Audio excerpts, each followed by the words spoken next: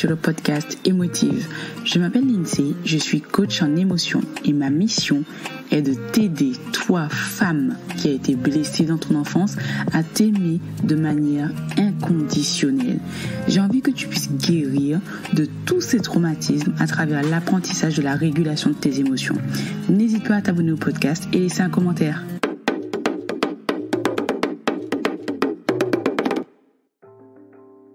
Dans l'épisode précédent. Mais revenons sur Terre. Il se passe un truc de malade là.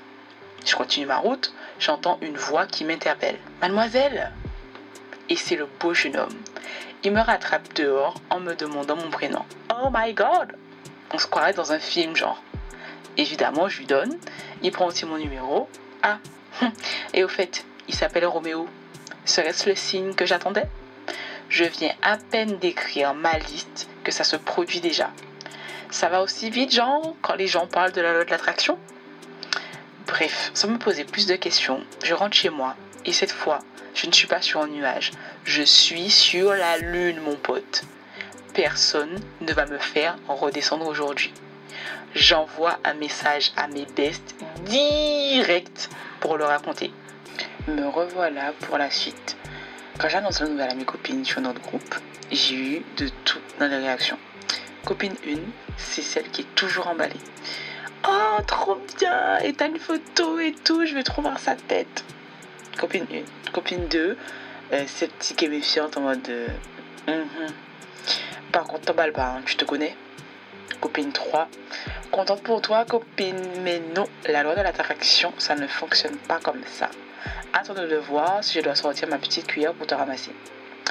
Et puis à moi, je suis là un peu, je sais pas comment réagir, et donc je réponds, je vous tiens au courant. De toute façon, dès que je le reverrai, ce sont des réactions que j'ai trouvées mitigées et je sais pas trop quoi en dire.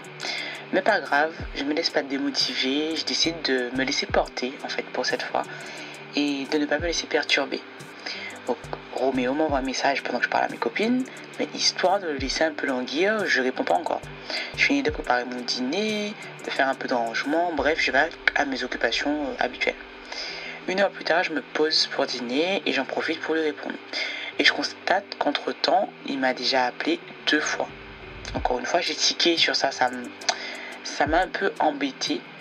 Mais après, je me suis dit, écoute, il s'est peut-être inquiété de ne pas avoir de tes nouvelles. Et tu sais, maintenant que je te raconte ça, je suis en train de me dire, mais on se connaissait même pas encore. Alors, quelle raison il aurait eu de s'inquiéter en fait? Mais bref, à ce moment-là, je me fais taire parce que je suis en mode, je plane à 10 000. Donc, voilà, je m'occupe pas de cette petite voix qui me dit, hé, il y a encore un red flag là. Donc là, on discute toute la nuit, qu'on doit tous les deux aller bosser le lendemain. Et ça dure comme ça pendant des semaines. Donc, au fur et à mesure, j'ai plus d'énergie pour aller au sport. Mes copines me disent, mais meuf, t'es passé où, on t'entend plus? Je peux rien leur dire en vrai, puisqu'elles ont raison. Je n'ai plus le temps de rien en ce moment, puisque Roméo arrive dans ma vie, mais à un moment où tout est déjà ficelé, tu vois. On vient à peine de se mettre en couple qu'il me dit déjà, j'arrive pas à trouver ma place dans ta vie. Donc, moi, je suis en mode, ouais, mais il faut me laisser le temps de pouvoir m'organiser en fait. Et oui, du coup, entre parenthèses, on s'est mis au couple, hein, donc voilà. Mais je t'explique un peu mon programme et tu vas comprendre pourquoi il me dit ça. En gros, du lundi au vendredi, boulot, tu connais. Le matin, 3 fois par semaine, je fais du sport. Quelques fois le soir, je sors avec des copines. Surtout le vendredi soir et le samedi soir. Dimanche, c'est préparer la semaine qui arrive. Donc voilà, ma vie, elle est en mode cadré et bien remplie. Et comme il n'y a pas de sortie organisée avec mes copines tous les week-ends, donc parfois, moi aussi, j'ai du temps pour moi en fait. Sauf que là, en ce moment, j'essaie de me démultiplier parce que j'ai pas forcément envie de tout changer, de tout bousculer.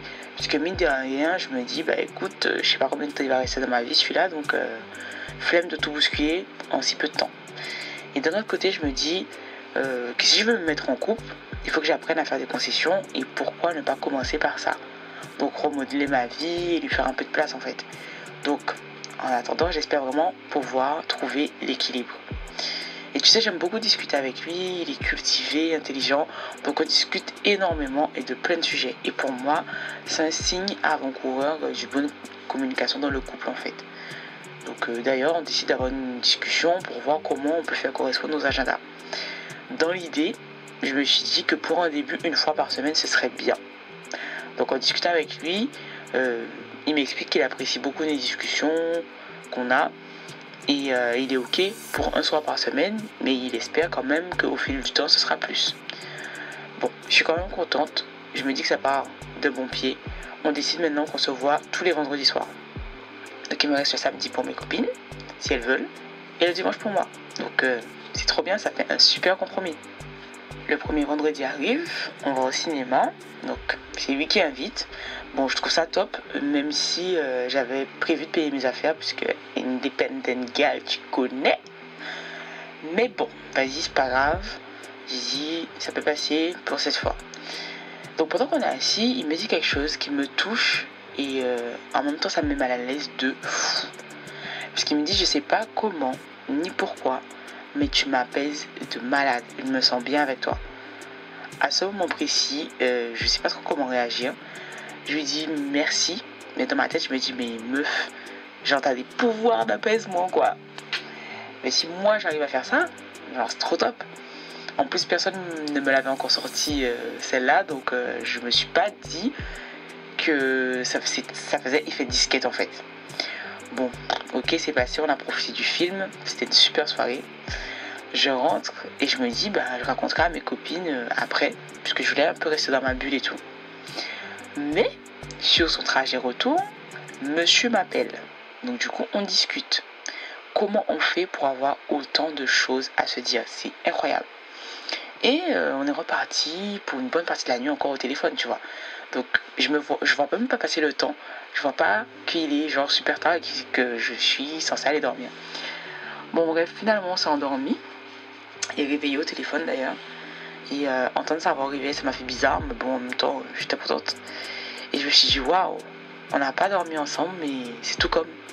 Et lui, du coup, il entend aussi ma voix au réveil. Et on commence notre journée ensemble, en fait, puisqu'on se prépare, on prend le petit-déj, on prend les transports. Bref, on est toujours au téléphone jusqu'à ce que chacun, on arrive à notre travail, en fait. Je crois en plus que, entre parenthèses, ça fait un moment que j'ai pas été aussi ponctuelle au boulot. Ponctuelle dans le sens où en fait, je me lève et je fais tout ce que j'ai à faire. J'arrive tôt. Enfin, je sais pas comment ça se fait. J'ai pas la réponse, mais c'est pas grave. En tout cas, ce que je peux te dire, c'est que finalement, il a pris bien plus de place que ce que j'avais prévu. Mais bon, ça me plaît. À la pause déj, on s'appelle aussi. Et quand j'ai fini le boulot aussi, jusqu'au soir. Donc, on est encore reparti au téléphone. T'as compris le bail, t'as compris comment on fonctionne. Donc au final, on fait tout ensemble au téléphone. Je me suis même pas rendu compte à quel moment je n'avais plus le temps d'appeler ma famille et de donner des nouvelles à mes copines. Mais que dire à part que j'ai l'impression qu'il y a une belle histoire qui a commencé par ici. J'ai trop aimé les réactions des copines, puisque bon, étant extérieure à la situation, j'ai l'impression d'avoir une vision un peu plus lointaine que si c'était moi qui vivais l'histoire en fait. Puisque c'est sûr que si j'avais été dans sa situation, je pense que j'aurais réagi comme elle, dans le sens où j'aurais trouvé les réactions mitigées, ça m'aurait fait un peu de peine quand même. Mais bon, j'ai eu l'impression quand même aux réactions des copines qu'il y a beaucoup d'amour et aussi beaucoup d'appréhension face à cette nouvelle histoire, puisque Alexandra a l'air de s'emballer, il a eu son histoire à 2000 à l'heure, et puis t'as ses copines qui observent et qui connaissent pas ce nouveau mec dont Alex n'arrête pas de parler. Et en fait, à ce moment précis, elles savent pas si elles doivent être contentes et à fond comme Alex ou être sur le regard au cas où, tu vois. Parce que même si c'est Alex qui est en couple, tu sais déjà comment ça fonctionne avec les copines. Quand elles te soutiennent dans une histoire, il n'y a pas de demi-mesure en fait. Donc t'as celle qui est en retrait, ok, qui attend de voir, celle qui te suit à 3000% dans tout ce que tu vis, mais c'est elle aussi qui sera plus vénère que toi si ça fonctionne pas ou s'il y a un truc qui se passe mal.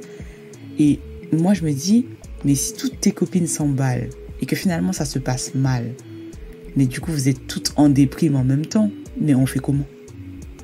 Et puis même si j'imagine que quand on est dans la situation, ce n'est pas si facile de ressentir tu sais, le côté tes copines qui se retiennent et tout. Mais en me mettant à la place des copines, je me dis ouais, ok, je peux comprendre celle qui reste sur le regard en fait.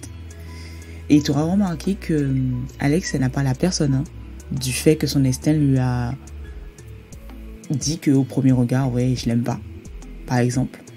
Elle a eu un autre red flag quand il a appelé déjà 2 fois parce qu'il avait pas de ses nouvelles en mode je me quête. Et ça aussi, elle a fait taire. Elle est déjà tellement obnubilée par Roméo que ce sentiment-là, elle l'a vite oublié et elle n'en a plus dit un mot. Ensuite, on en parle du fait qu'elle réussisse à apaiser Roméo, genre juste en étant assise à côté de lui. Quand elle m'a raconté ça, je me suis demandé, mais elle dégage quoi comme ça pour apaiser le gars juste en étant assise à côté de lui en fait? Quelle est cette vibe puissante? Mais connaissant un peu les mecs, dis-moi d'après toi si tu penses que c'est réel ou si c'est une disquette 3.0. La dernière chose que j'ai appréciée, c'est le côté communication qu'ils ont l'air de développer.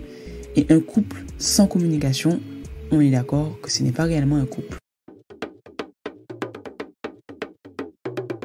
L'épisode est terminé. Merci d'avoir écouté jusqu'à la fin. Je compte sur toi pour le partager à ta bestie pour lui dire pourquoi tu as pensé à elle. C'est une très bonne façon de m'aider à faire découvrir Émotive. À dans d'autres soleils.